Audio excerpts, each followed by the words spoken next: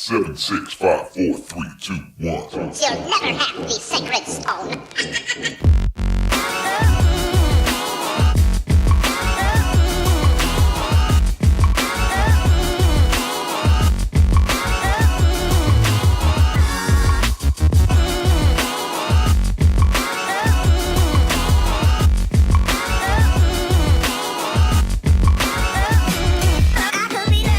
Welcome into another edition of the Vegas Squares podcast. We are sitting in studio, myself and the Tonys, both Token and Johnson. It is Wednesday podcast. It is usually golf, and today it's more of the same. The Valero Texas Open, the prequel to the Masters, because I believe, correct me if I'm wrong, Masters starts next week. Yeah, warm-up week. Tony Johnson, you were out of town last week. Mr. Vagabond himself. What have you been up to since you've not been here in the last week, but you've been on the podcast. We did make the podcast via phone last week, so that was nice. But it was nice.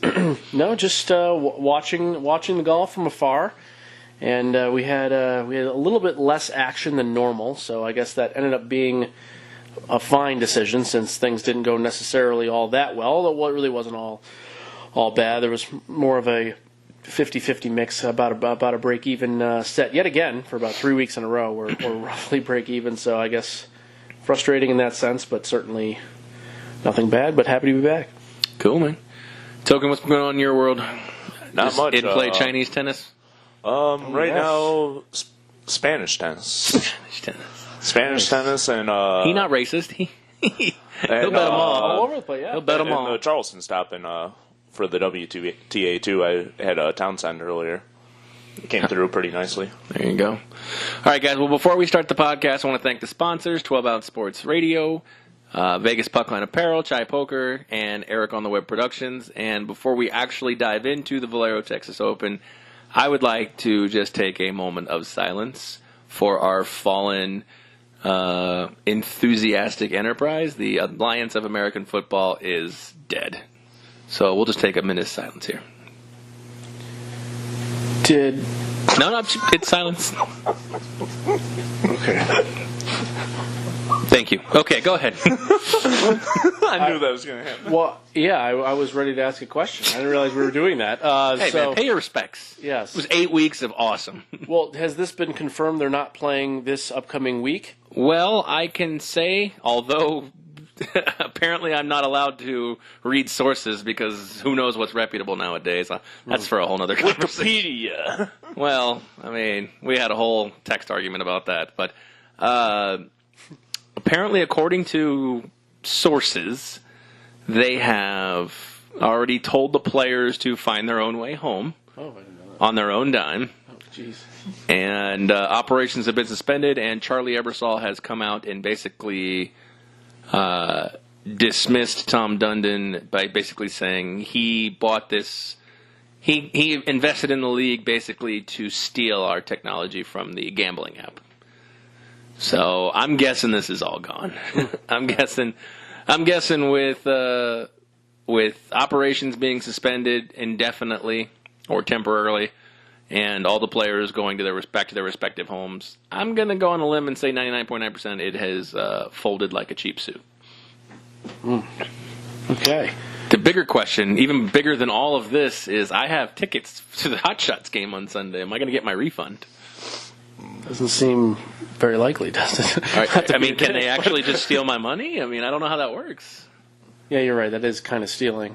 Yeah, I mean, it may just take a while. That would be my guess. It might take some time. To be honest with you, the tickets were like $19.95 plus like a $5 fee. So right. I would just, if the AAF never gives my money back, then Godspeed and consider it a donation. Yeah. Maybe hopefully they'll pay one. But I mean, I heard a lot of the vendors aren't getting paid. We got to get Nate Wall. We got to get Brick Wall on here. Yeah, Nate might actually know a little bit more than. Yeah. So hopefully maybe Sunday he'll be on the recorded podcast. Oh, good. That'll be good. Yeah. And maybe by then, because today's Wednesday, Thursday, Friday, Saturday, there'll be 3 more days of hopefully information. It'd be nice to hear what Nate has to say because he's really been following closely. So he might. He's been working for media, so he's got a media pass and everything. So. Yeah, you're right. He's been following me a lot closer than we have. I've just been degenning on it. So, yeah, I didn't bet as much as you on AAF. Sad to hear. Yeah. Not many did though. Let's be honest. I've had some degenerates AAF betting. So I know you were on, who was it a lot? Atlanta a lot in the beginning, and that was no good. it was 50-50. I was on Atlanta more than probably anyone should have been. Yes.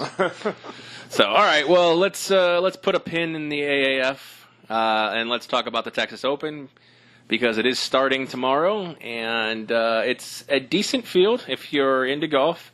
Not a lot of the big names that you would expect A lot to of them see. are taking the break before the Masters. Yeah, I mean, what do you guys think? Taking the break or continuing play? I mean, every player is different, but what would you prefer as a player? Would you rather continue playing? Either if you're playing hot, you want to keep the momentum, or if you're playing bad, you obviously want to work on your game.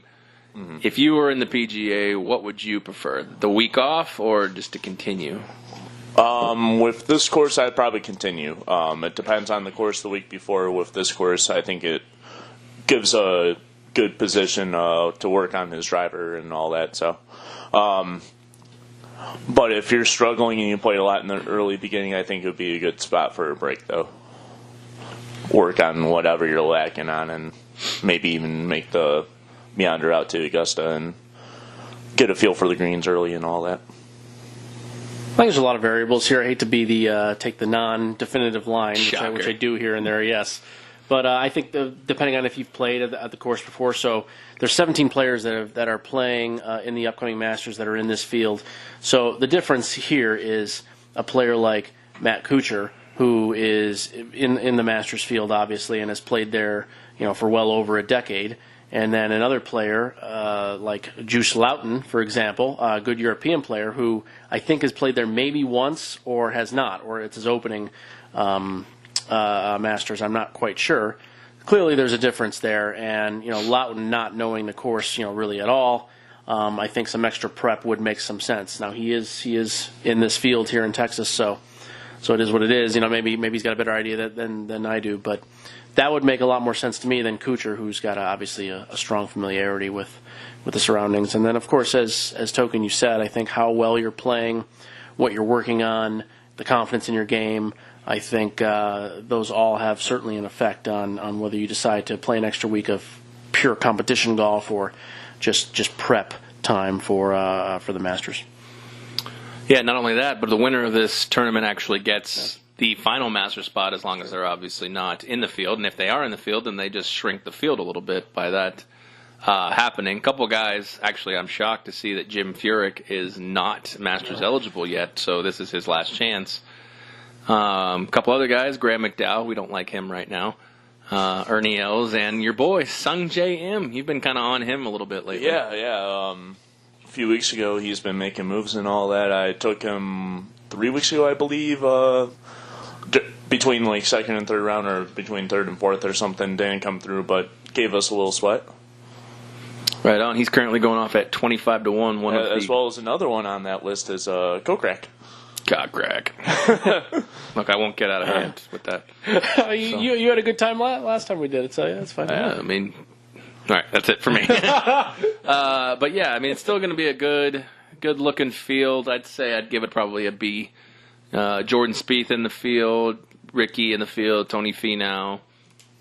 A couple guys that can obviously, keep the celebrity or the fame. Yeah. So Damon in the field.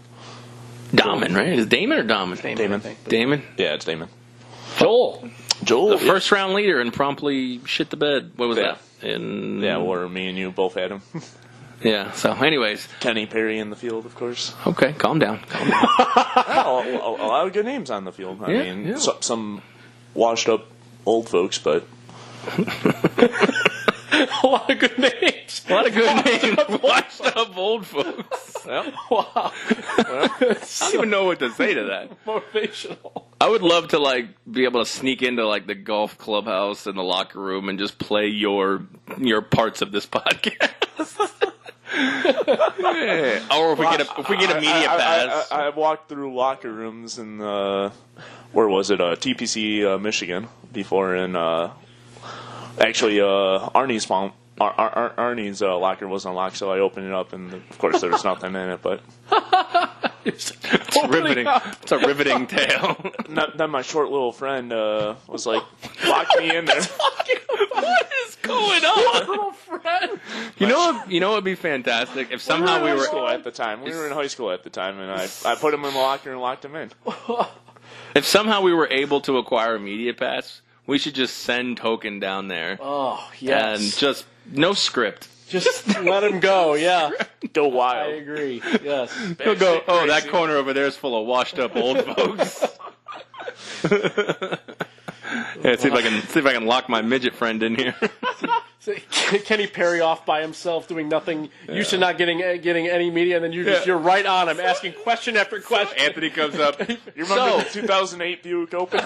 Rumors are a lot of these sports talking heads are calling you a washed up old folk. What do you have to say to that? Some guy on the Vegas Squares podcast has not so nice things. His name's Token. Yeah. What do you have to? How do you respond to that?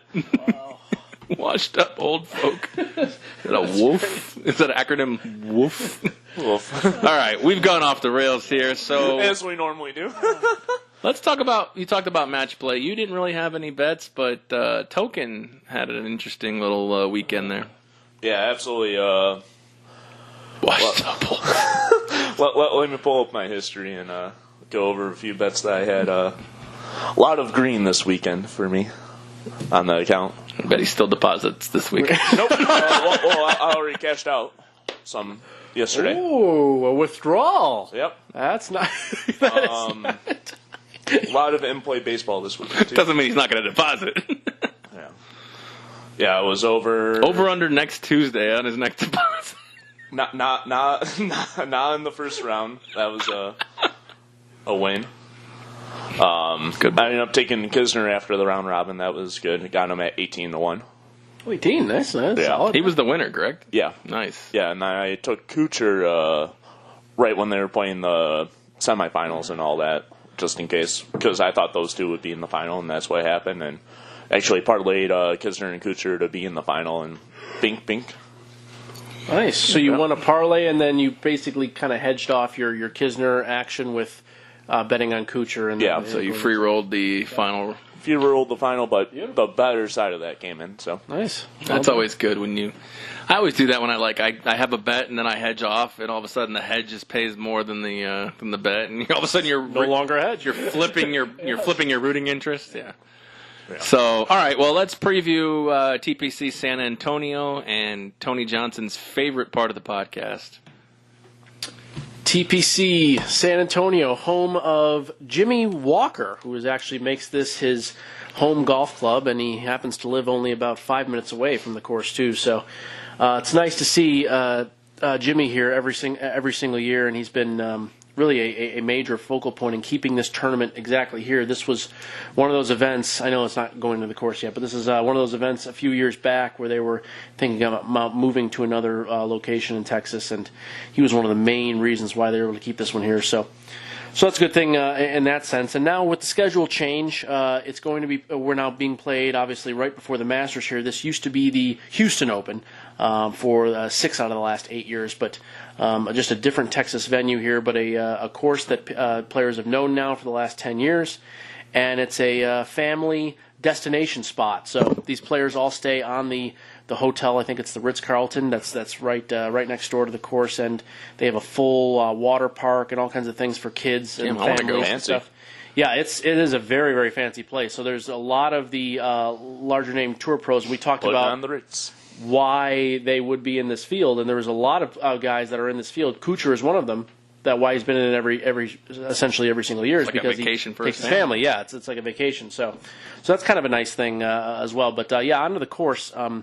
It played as the third hardest par 72 on tour last year. It was actually over the last 5 years. It ranks as the fourth overall hardest par 72 if you just take the average. The reason for that, for the most part, is a combination of wind.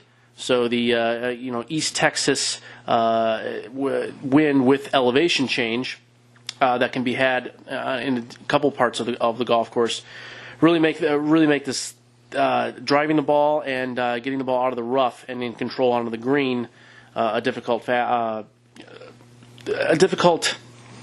It's hard to say. It's more or less depending on how the wind fares. It can really have an effect on how the amount of fairways. It could be a low risk, high reward. Yeah, that's kind of what I'm trying to say. Yeah. Exactly. But depending on how long your driver is, as well as how accurate you are finding fairways and all that. Exactly. Yeah. Apparently, they widened the fairways, so they did. Okay. This year, so that helps a little for the lower percentage of fairway hit. Yeah, according to the CBS, they said wider fairways and they shortened the initial rough. Okay. Okay. So I guess it's working. I guess they're according to working this for lower scores. Well, no, it looks like they're working to create a dynamic that's similar to Augusta, so more players can come in and get pre-master prep work. Interesting. Nice. So that's a kind of an interesting thought process. Maybe they're doing that to attract more of the bigger names that we were talking about weren't there, and maybe less washed up. Because what we said, there's 17 that are active currently for the Masters playing in the field. 17, yes. Yeah. So the greens here are a little bit. They're not nearly as wide as they would be at Augusta.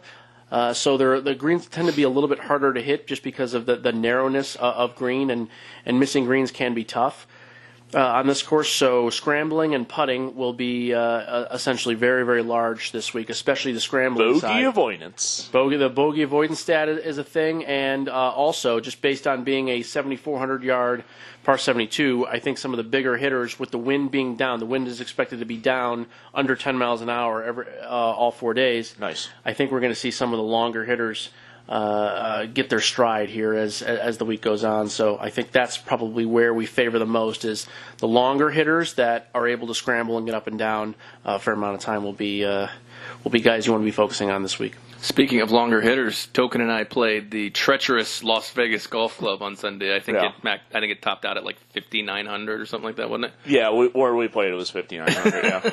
So I mean, for the price we couldn't complain, but the greens were aerated and yeah, the greens were terrible. But for $19, you do what you do. Yep. Yeah, hit a few nice shots here and there and see the whole course. So all right, well let's look at the favorites as we do every week when we preview golf. And Ricky Fowler is the favorite of those not named field. What about this first kind of group? He's 10-1 here. 10-1 Your boy Sungjae, how do you say his name? Sungjae Im. Sungjae Im's also amongst the, I guess you would call them favorites at 25-1.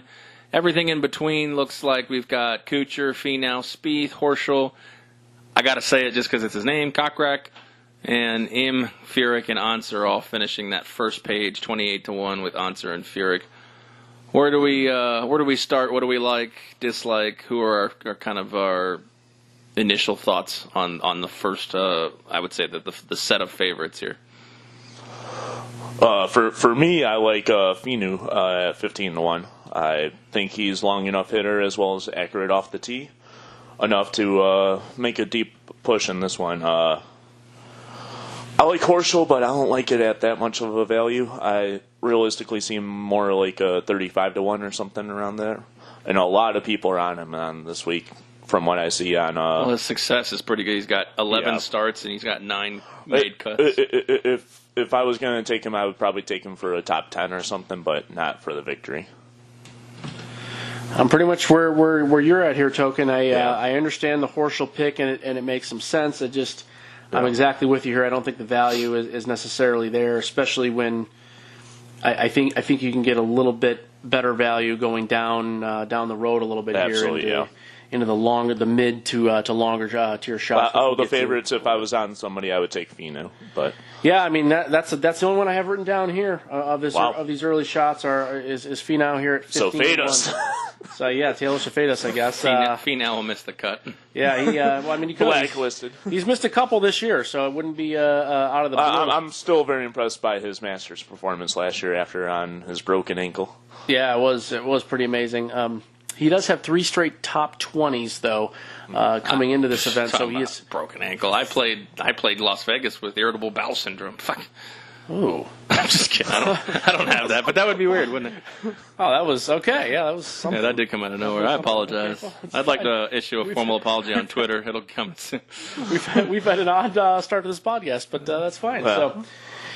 So that's kind of where I'm at there. He's starting to really play a lot better, and as you said, I think the course really fits very well for Tony here. I don't think he'll have any issues getting in and around the course, and then he's been a lot better scrambling these last 3 weeks. Not a shocker why his scoring has been a lot better. So yeah. I think If that's on point, then he could probably make a top 5, maybe even win this. So definitely peaking at the right time, the right time of the year. So we'll see. Especially with the rough being lower and all that. I mean, if he does get a little mishitty here and there, he still could be making pars instead of the bogey on that. So that bogey avoidance. You're just going to keep saying it, aren't you? Absolutely. It stops being a buzzword if you always say it. So let's talk about guys in that fave field. You'll know better than I will, but the one that I see that's not in it, other than Jim Furyk, is Jason Kokrak. See? I'll have to find a way to get him in the podcast. Of course. 22, It's not going to become a thing if 22-1 and 28-1. I think they're good value because those two guys, like a lot of these guys coming in, are going to be looking. Playing with their soul. Well, those two guys aren't in it, so the only way they can get in the Masters is with a win. And Jason, last time out, finished second, I think, in Tampa. So yeah, I was on Kokrak. Now you're doing it. Watch your mouth. Well, we were playing golf when we were following that. That's true. Yes, that is true. Yeah, he should say cock-rack a lot on the course. Actually, the starter came and gave us a warning. So it was for foul language. Yellow card. But, I mean, I feel like, they may seem low, but there's good value in guys who actually are out there to win instead of out there to Of those two that you mentioned that need the win, I would take Jason over Jim. I think Jason's longer off the tee. Now he calls him Jason. Yeah. Jim, I always like his swinging and all that, but I don't see him winning it this week. I think for his style, he's not long enough off the tee to make a very good impact on it. So, all right, let's move to that middle tier. BH on is the 30-1, all the way down to the guy you were talking about, Juice Luton, 45-1. Baddeley, 45-1. JB Holmes, who's already been one of our darlings this year, at 50-1. Everything in between, our enemy Graham Dowell at 40-1. Graham McDowell, excuse me. Anybody in that range kind of strike your fancy? This is usually the range where you guys like to find your bet. This is our favorite range, I think, for the fact that we usually like these type of guys even better than what the favorites are, and for the most part, longer odds. Yeah, Mr. Green Glove, Charlie Hoffman, 40-1. Yep, that was one I was going to mention. You always mention reel them off. Yep. That's his side piece for Charles Schwartz. Yeah. So he's sitting in the side. Pretty much, yeah. I like Hoffman's style and all that. The thing that worries me about him is his short game's been kind of struggling lately, so that's one reason why I probably wouldn't bet him as much as I normally would if I do take him. But I probably might take him in a matchup where I can find some good value and all that. If you need a hole-in-one, Charlie Hoffman's your guy. Oh, yeah. Yep. Yeah, especially when you need him to do bad, too. I need him to do well. He needed him to do bad. That was bad. We had a hole-in-one prop bet. Hey, you still made money. Did I tell you about that? You did. You mentioned that, yeah. Yes. Mm-hmm. I was off the air at some point, but yes. Still made money because each of us had the...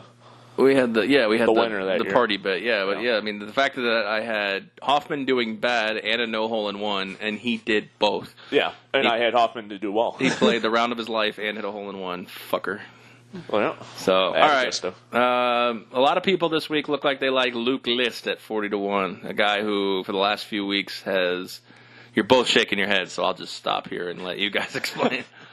Go ahead, Tony. No, yeah, it's just I think the fit is poor. This is a pretty easy one for me here. The Florida swing is really the ideal spot for Luke List for the most part. His record on Bermuda grass is certainly significantly better than anywhere else. And now we get into the Texas swing and some of the other. It's a different style. It's just a totally different thing. So different layout, different style, different feel even, I mean, with the air and all that, too. Yeah, the course, everything just feels very, very different here. Yeah, I 100% agree, and I just feel like when we're really on about scrambling and making short putts on a type of grass that he's not the most comfortable with, is just not a type of spot that I want to have Luke List on here, especially for a low enough number at 40-1. If we're able to pluck some straws at about 100-1 or something like that in a tougher field, I can understand a player like Luke List, but 40-1 is just not going to do it here. So, yeah, I mean, I had a couple of names. It's interesting you bring up Charlie Hoffman. He's the actual all-time earnings leader here in this tournament. He's only played in the tournament 9 times as well, which is pretty amazing. Of those 9 times, he's made the cut all 9 times, and he has 7 top 15s along with 1 win. So he has been unbelievably phenomenal in this tournament. The problem is he's never, leading up to this event, ever been playing as poorly as he has in probably the last 9 years. So it's sort of an interesting thing. Something has to give. I'm not really sure what's going to give, but to me, a guy that's been struggling so much with his short game and has not been on point with his iron play like he usually is a cause for major concern. So, again, I don't know what will happen per se, but that's where I'm at there. Guys that are pro, I like Lucas Glover here at 30-1. I do think 30-1 is a little too low, but it's just a name that I liked in this tournament, and so I wrote him down. I don't think I'm going to be making a bet on that number, but it's certainly a name that made some sense. Realistically, I see him right around 50-1 or something. Okay, fair enough, yeah. And Jonathan Vegas at 40-1 is one of those rare names. He does not have a very good record here. He's only made 2 cuts out of in 6 tries. But I like the way his game is progressing and what's going on right now. His putting and scrambling have been fantastic. He's in the top 20 on the PGA Tour in scrambling for the first time probably ever in his career at this point during the season. So that's pretty nice. And he's always been a great ball striker, and he's a very long hitter. So I feel like Johnny Vegas coming through here with 3 straight top 30s is in a good spot. And then another guy that's got a great record and is an old school grinding Texan, Ryan Palmer, who has 5 top 15s as well in 7 events. Great driver of the golf ball, very, very good through wind. I know we're not going to have big wind issues this week, but a guy very comfortable, very familiar with this type of golf, growing up in Amarillo, and 50-1. When he's starting to really turn it around for his season as well, I think you could find some value there as well. Yeah, I also kind of like Siwoo at 50-1 as well. He's been playing pretty well and all that, but that's Florida golf too. I mean, it's different style and all that, so I'm not sure how this Texas course will fit him.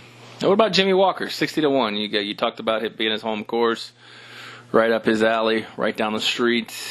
Any thoughts on him, or are you just not playing well enough? It seems like he hit the pinnacle, 3-4 years ago, and it just never really put it together. He was supposed to be the next.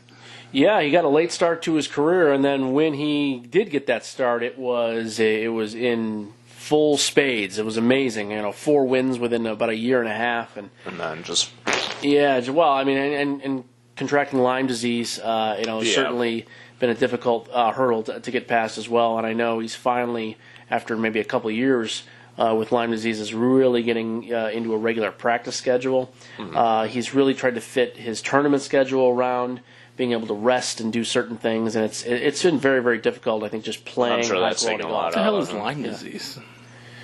I think it's an autoimmune disorder that I'm not exactly turn sure. You green and No, it doesn't do that. I know you experience like heavy fatigue, muscle soreness, but not like just like general Crohn's, soreness. Like LYM, a little different. LY, yeah. Oh, So yeah. So you could have just gotten. Never mind. There's a bad joke there. I don't want to joke about somebody having. No, I mean I think it's a pretty serious deal. I'm not quite sure. I'm glad that he's getting back into it though. Yeah, no, absolutely. Yeah. He's very good for the game. He's fun to watch. Great guy, yeah, for sure. All right, so long shots. Mm-hmm. What are we looking at here? A lot of Schneiderjans. I guess the 60-1 and greater. He likes the Schneiderjans. A lot of people like this Joaquin Neiman guy. Apparently not playing well, but the course is supposed to be set up for him, according to this Sporting News article I'm reading. Yeah. Damon's in there, like you said. Another guy who finished second last year, Trey Mullinax, is 100-1. So see him at 75. William Hilly's got him 75. This thing's got him 100-1. Oh, so. nice. Actually, this thing's got him 100-1. And then there's obviously some other guys out there: Brian Harmon, Luke Donald, and others. So, is there anything in that long shot range you guys are looking at? I like Schneederjans. I'll probably fire on him a little. I always like his name.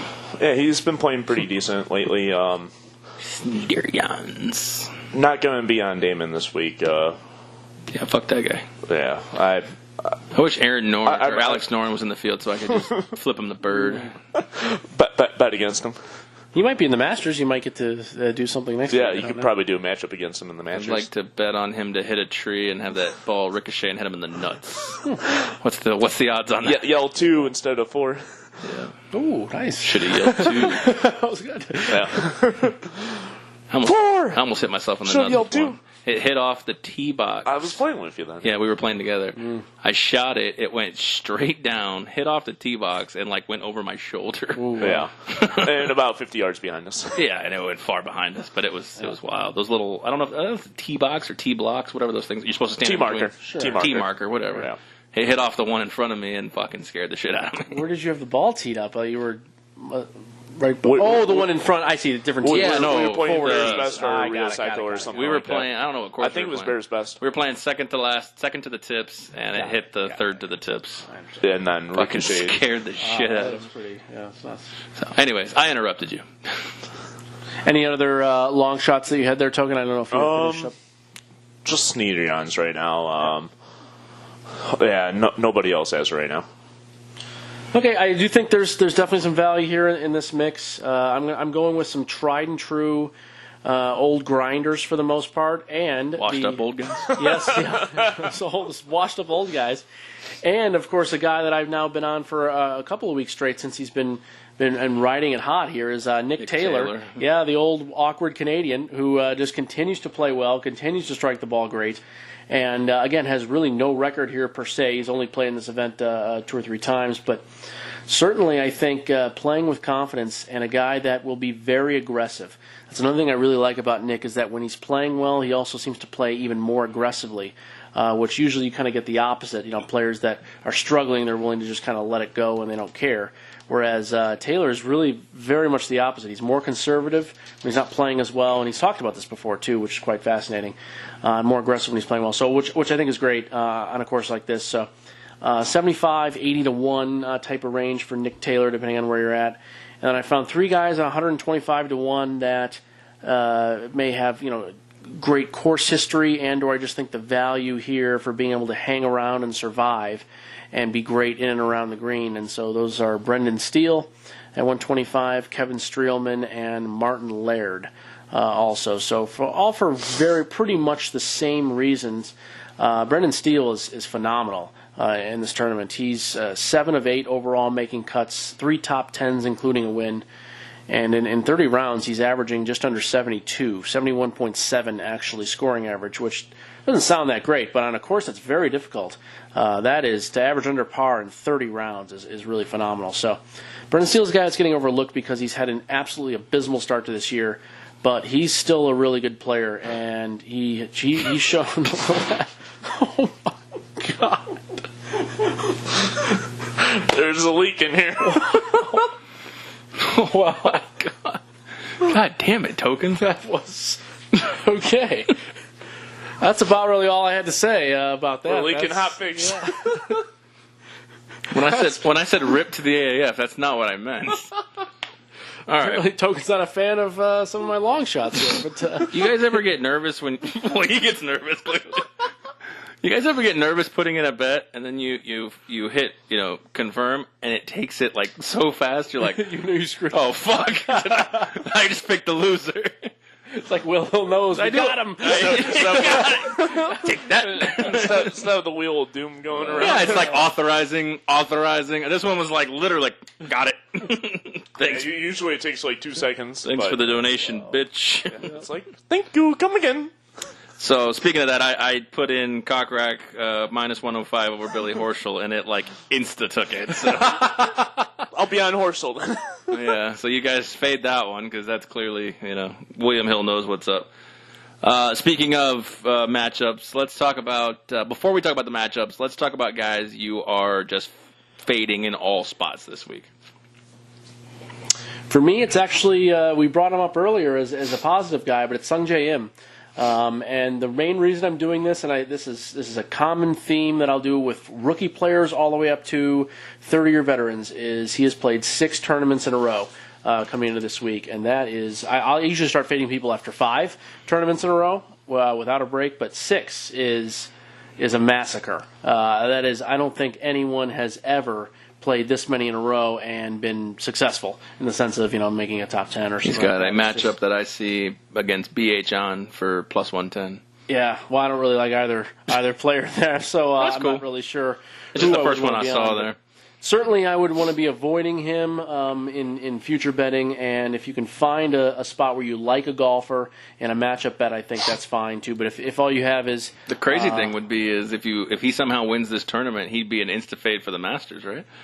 I would expect so. 7 in a row would be certainly pretty tough, crazy. especially on that course. Yeah, but yeah, I'd be shocked if he makes the cut here. I know he's been playing extremely well. I'm not taking anything away from his run here. He's been fantastic, but I will be shocked if he makes the cut. This course is really, really different than the last 3 or 4 that we've played. We've talked about playing in Texas, versus Florida, and how well he's done. This is a bit of a culture shock here. This is going to be a tough spot for him. So a couple other quick fades here. Jim Furyk, I'm fading just because, again, I don't really like the fit per se.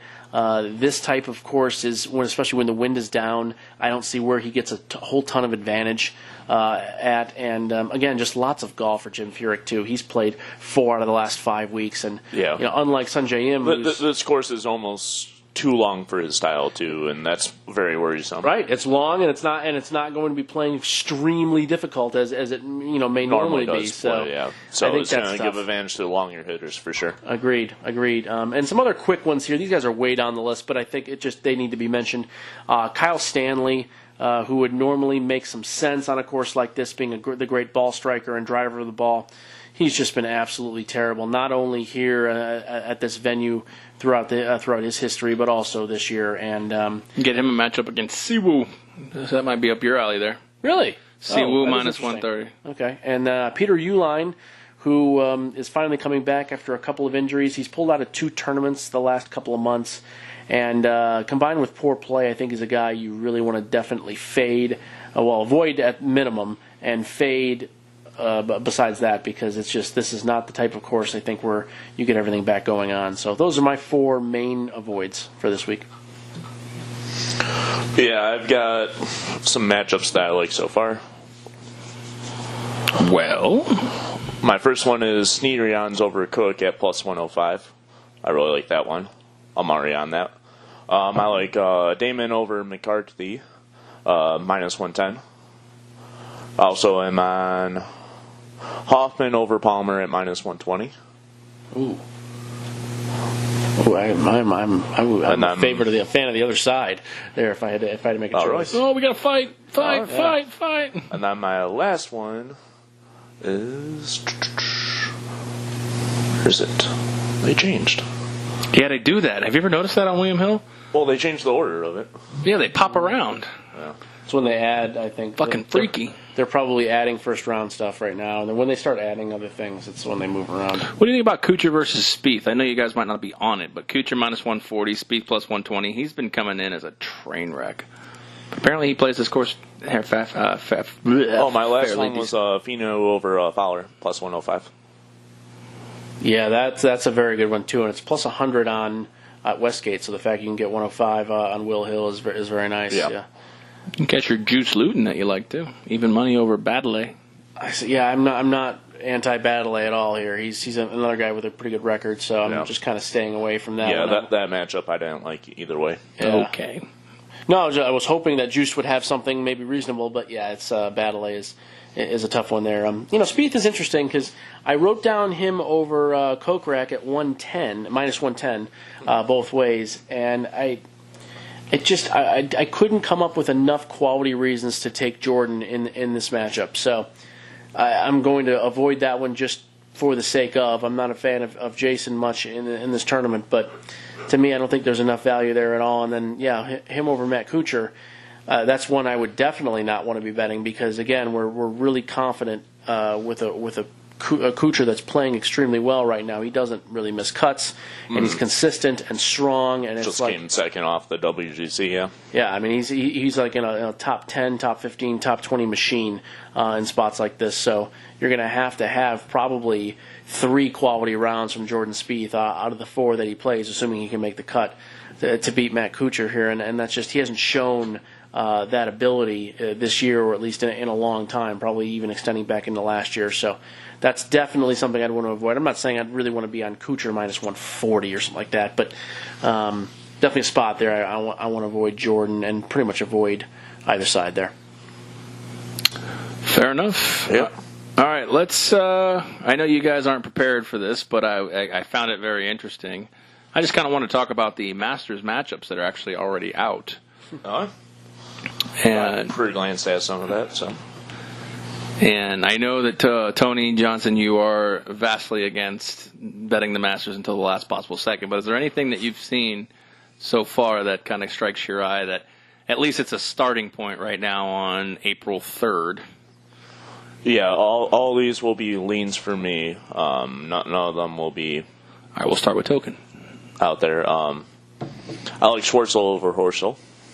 I was actually looking at that one, plus 130 or plus 110, right? Plus 110, yeah. Schwartzel definitely can make a deep run in this one, and Horschel, you always get to right around the cut line and then either craps the bet or could even make a late push for like a top 30 or something, but usually so not you're saying finishing it could go top either 10. way?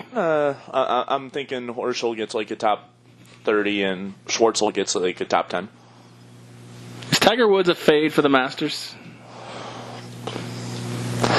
I don't know what to make of Tiger on this.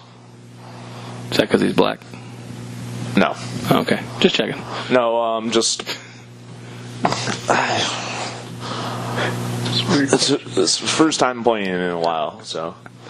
He knows the course. He has actually the one of the greens in his backyard of one of the 4. He has the course greens. record, too, if I'm not mistaken. He's got a pretty decent record out here. He's won this tournament a few times, yeah. Once or twice, yeah. Something like that. What's he got, three green jackets? 3 or 4? I think he's got 3. Most impressive shot by him is definitely the one where he holds out for birdie on 16. Where it sits there for a second? Yeah. Yeah, that one's cool. Tough to know. I think we want to get into next week to see where he's at, what's going on. Yeah. Well, that's the thing, is there going to be a lot of information really regarding him, because clearly he's not playing this week, so... My favorite thing about the Masters, besides the Masters, is the par 3 contest. That's for the quote wall right there. It is. My favorite I always try and watch it. I was disappointed. Last year it got canceled. I just can't wait for Arnie to tee off again this year. Oh, shit. Well, That's terrible. Whoops. Didn't they cancel it because he died? Because of rain, too. But Oh, well. My favorite part about the Masters is besides the Masters. I don't find this as funny as he does. I don't. It's hilarious.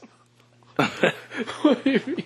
I like My favorite part about the par Masters, besides the entire thing. That's the tournament. That's it. That's what it Well, what is. else would there be? It makes Pimento cheese sandwiches. You have the curse for winning it, too.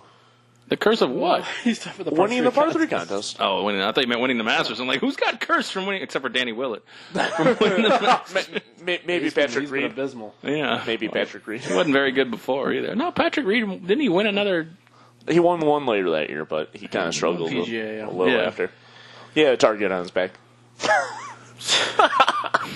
What does that even mean? Everybody doesn't like Reed. Yeah, he's That's a pretty true. He's kind of a guy. prick, yeah. So, speaking of Patrick Reed, I guess I know you wanted some sort of leans and weird things going into. I don't want anything from you. Okay, well, Another matchup I like for the Masters take as your right now would politician be approach to it. Finu over Casey.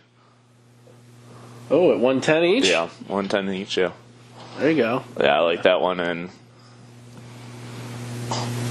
just one I don't know what to make about was Molinari against Fleetwood.